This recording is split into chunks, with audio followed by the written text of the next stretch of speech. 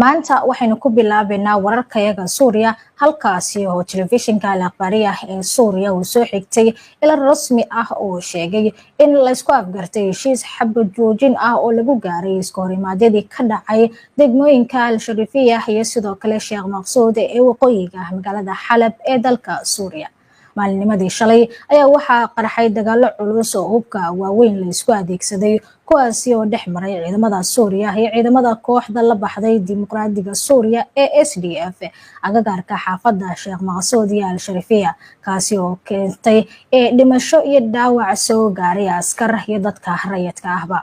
dagaalada ayaa sababay in la xiro wadooyinkii galaya xaafadahaasi iyadoo ay socdeen dadaalo lagu doonayo in lagu sugo badbaadada iyo bixitaanka qoysas badan oo halkaasi ku noolaa. waaxda warfaafinta iyo isgaarsiinta wasaaradda difaaca ee Suuriya ayaa sheegtay in dhaqdhaqaaqyada ciidamadu ay qayb ka yihiin qorshe lagu doonayo in dib u meeleynta ciidamada ee waqooyiga iyo waqooyi bari ee dalka Suuriya taasi oo jawaab u ah weeraro soo noqnoqday oo ay SDF ku bartilmaameedsaday dadka rayidka ah iyo ciidanka ammaanka.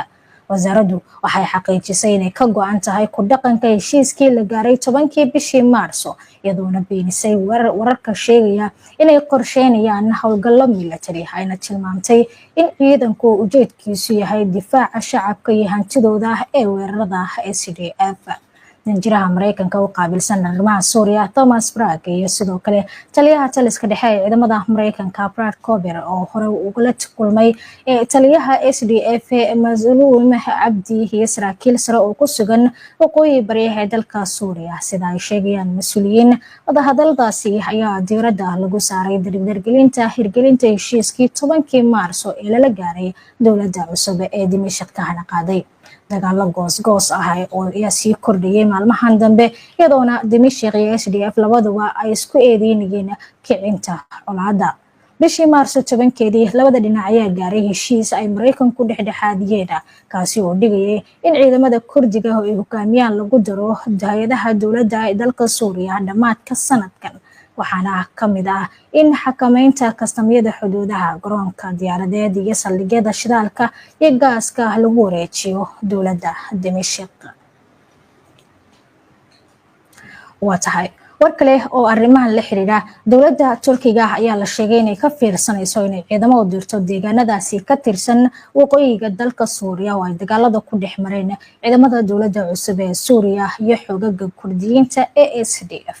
wararkii ugu dambeeyay arrimahan waxay noo hayaa Yaxye Ciise.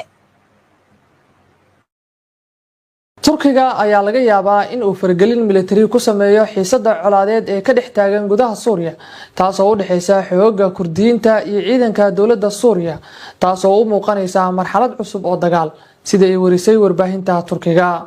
warbixintu waxay tilmaamaysaa in Ankara oo iskaashi la leh maamulka kumeel gaarka ah ee cusub ee Suuriya ay ka fakarayso howlgal ciidan oo ka dhana xoogagga dimuqraadiga Suuriya ee magacooda loo soo gaabiyo SDF haddii kooxdaasi ay ku guuldareysato inay fuliso ballanqaadyada ku saabsan ku biiritaanka ciidamada qalabka sida ee maamulka kumeel gaarka ah.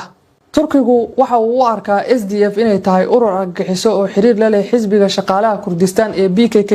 kaasi oo laga mamnuucay Turkiga. PKK ayaa ku dhawaaqay in hubka ay dhigeen iyo dhammaan colaadihii muddada dheer ee kala dhaxeeyay Ankara bishii May ee sanadkan. hase yeeshee Turkigu waxa uu si isdaba joog ah u sheegayaa in uusan u ogolaan doonin SDF inay carqaladeyso geedi socodka mideynta ciidamada Suuriya ama wiiqitaanka midnimada dhuleed ee dalkaasi.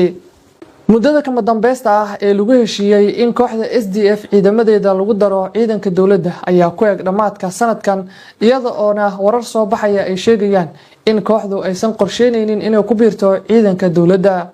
arrimaha la xiriira mustaqbalka dagaalyahanada Kurdiyiinta iyo iskaashiga la dagaalanka waxa loogu yeero argagixisada ayaa lagu wadaa in looga wada hadlo kulanka Ankara 8 bishan Oktoobar waxaana yeelanaya kulankaasi wasiirka arrimaha dibadda ee Turkiga Hakan Fidan iyo wasiirka arrimaha dibadda Suuriya Asad al-Shacbani. warbixintu waxay intaas ku dartay in xiisadu ay ka sii dartay 6dii bishan kadib markii wasaaradda difaaca Suuriya ay ku eedeysay kooxda SDF inay ka dhigtay waqooyiga magaalada Xalab meel ay ku dhuntaan dambiilayaasha taasi oo keentay in ciidamada maamulka kumeel gaarka ay xiraan dhammaan wadooyinka loo maro deegaanada Kurdiyiinta isla markaana ay dhistaan difaacyo carra ah oo adag goobahaasi. xiisadu waxay ka sii dartay kadib markii kurdiyiintu ay ka baaqdeen doorashooyinkii baarlamaanka Suuriya ee dhacay maalinnimadii Sabtida taasi oo kor u qaaday cabsida inuu dhaco iska horimaad iyada oo laga yaabo in Turkigu uu si toos ah uga qayb qaato dagaalka. Yaxya Ciise, HBN Online TV.